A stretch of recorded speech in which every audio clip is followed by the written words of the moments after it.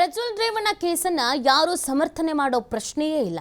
ಆದರೆ ಪ್ರಕರಣದ ತನಿಖೆ ನಡೀತಾ ಇರುವ ರೀತಿ ಸರಿಯಿಲ್ಲ. ಬೆಂಗಳೂರಿನಲ್ಲಿ ಮಾಜಿ ಸಿಎಂ ಬಸವರಾಜ ಬೊಮ್ಮಾಯಿ ಈ ಸ್ಟೇಟ್ಮೆಂಟ್ ಅನ್ನು ಕೊಟ್ಟಿದ್ದಾರೆ. ಮಾಹಿತಿ ಕೊಟ್ಟವರನ್ನೇ ಬಂಧನ ಮಾಡ್ತಿದ್ದಾರೆ. ಎಸ್ಐಟಿಯ ತನಿಖೆಯ ದಿಕ್ಕು ತಪ್ತಾ ಇದೆ ಅಂತ ಬೊಮ್ಮಾಯಿ ಆರೋಪಿಸಿದ್ದಾರೆ.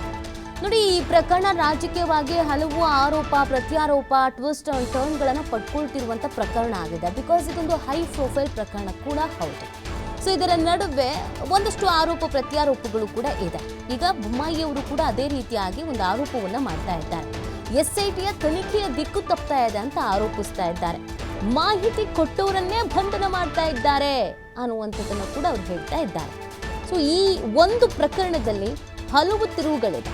ಈಗಾಗಲೇ ಹಲವು ಆಂಗಲ್ನಲ್ಲಿ ತನಿಖೆಯನ್ನು ಕೂಡ ನಡೆಸಲಾಗ್ತಾ ಇದೆ.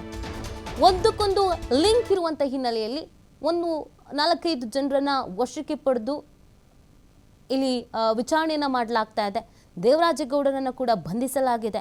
ಸೊ ಈ ಎಲ್ಲ ಬೆಳವಣಿಗೆಗಳ ಬಗ್ಗೆ ಬೊಮ್ಮಾಯಿಯವರು ಪ್ರತಿಕ್ರಿಯೆಯನ್ನು ನೀಡಿದ್ದಾರೆ. ಈ ಸಂದರ್ಭದಲ್ಲಿ ಈ ತನಿಖೆಯ ದಿಕ್ಕೇನಾದ್ರು ತಪ್ತಾ ಇದೆಯಾ ಅನ್ನುವಂಥ ಆರೋಪವನ್ನು ಕೂಡ ಅವ್ರು ಮಾಡಿದ್ದಾರೆ.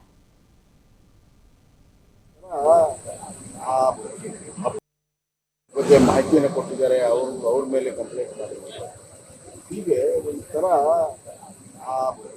ಅಪರಾಧಿಗಳನ್ನು ಕರ್ತಂದು ಶಿಕ್ಷೆ ಮಾಡಬೇಕು. SIT ಪ್ರಥಮ ಕರ್ತವ್ಯ ಅದು. ಅದನ್ನು ಬಿಟ್ಟು ವಿಚ್ ಹಂಟಿಂಗ್ ಮಾಡ್ತಾ ಇದ್ದಾರೆ. ಈ ವಿಚ್ ಹಂಟಿಂಗ್ ಮಾಡುವಂಥದ್ದು ತನಿಖೆ ಸಂಪೂರ್ಣವಾಗಿ ದಾರಿ ತಪ್ಪಿದೆ. ಅದಕ್ಕಾಗಿ SIT ತನ್ನ ಪ್ರಾಥಮಿಕ ಮೂಲ ಕರ್ತವ್ಯ ಏನಿದೆ, ಅಪರಾಧಿಗಳನ್ನು ತಂದು ವಿಚಾರಣೆ ಒಳಪಟ್ಟು ಶಿಕ್ಷೆ ಮಾಡುವಂಥದ್ದು, ಅದಕ್ಕೆ ಗಮನ ಕೊಡುವುದು ಸೂಕ್ತ. ವಿಚ್ ಹಂಟಿಂಗ್ ಕೈ ಬಿಡಬೇಕು ಅಂತ ಪ್ರಕರಣಕ್ಕೆ ಸಂಬಂಧಪಟ್ಟಂಥ ಮೂಲ ಪ್ರಕರಣ ಮತ್ತು ಇತರ ಪ್ರಕರಣಗಳು ಯಾರ್ಯಾರು ಸಂಬಂಧ ಬರ್ತದೆ ಅವರೆಲ್ಲರೂ ವಿಚಾರಣೆ ಒಳಪಟ್ಟಾಗೆ ಸಂಪೂರ್ಣ ತನಿಖೆ ಬಗ್ಗೆ ಮಾಹಿತಿಯನ್ನು ಕೊಟ್ಟಿದ್ದಾರೆ, ಅವ್ರ ಮೇಲೆ ಕಂಪ್ಲೇಂಟ್ ಮಾಡಿದ್ದಾರೆ. ಹೀಗೆ